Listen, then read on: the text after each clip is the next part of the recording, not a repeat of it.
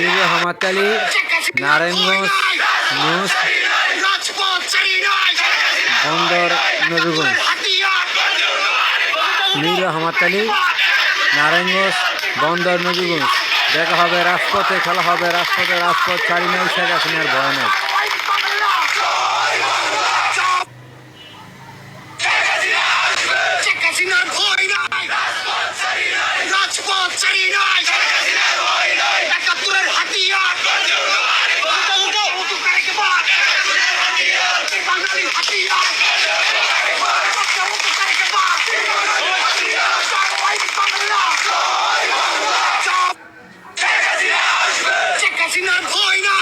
Mir Rahmat Ali, Narayanganj.